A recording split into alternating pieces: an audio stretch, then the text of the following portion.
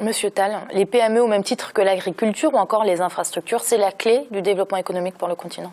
Ah ouais, c'est clair. Moi, je suis tout à fait d'accord avec ça, puisque c'est les PME qui créent les entreprises. Et vous l'avez dit tout à l'heure dans la présentation d'ailleurs, Mira, c'est 90% des entreprises en Afrique en général, c'est des PME.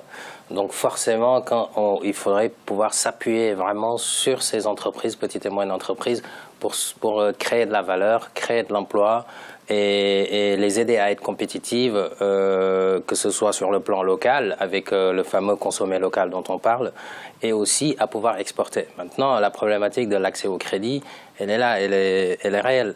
Elle est réelle, pourquoi? Parce que d'abord, il me semble, moi, de mon point de vue, qu'il y a d'abord un besoin, ou en tout cas une nécessité de formaliser, d'aider ces entrepreneurs à formaliser leur activité.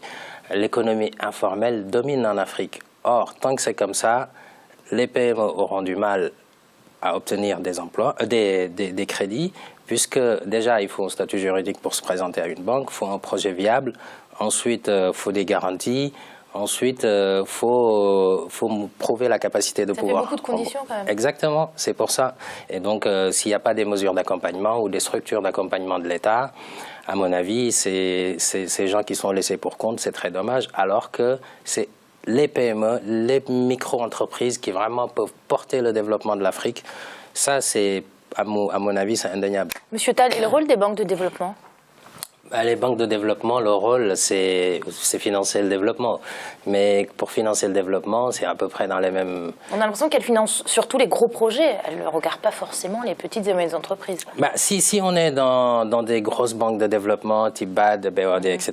Par contre, il y a des banques de développement à petite échelle qui financent l'économie. Comme la BNDE au Sénégal, dont on a parlé. On en a parlé d'ailleurs. Et pour rester sur ce pays, et pour rebondir aussi sur ce que disait Alfred, des garanties.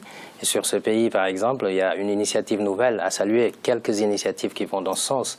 C'est que on s'est rendu compte que la moitié des PME qui se voyaient leur demande de crédit refusée, le motif évoqué par la banque, c'était une absence de garantie. Donc l'État sénégalais a mis en place un fonds de garantie qui s'appelle le fonds GIP, Fonds de garantie des investissements prioritaires, avec des secteurs qui sont bien ciblés, tourisme, agriculture, etc.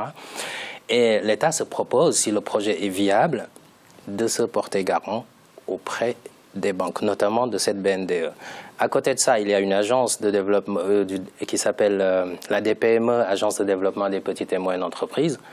Cette structure aide avec des moyens non financiers, c'est-à-dire il se propose elle forme des porteurs de projets, elle les accompagne, en tout cas elle leur fait des business plans pour ensuite qu'elles puissent aller présenter un projet viable. Donc je pense que ce type d'initiative, malgré tout, devrait être dupliqué éventuellement en étant adapté aux réalités de chaque pays, bien entendu. Mais là, on a une agence qui accompagne les petites et moyennes entreprises, on a une banque de développement, on a l'État qui propose un fonds de garantie alimenté par l'État.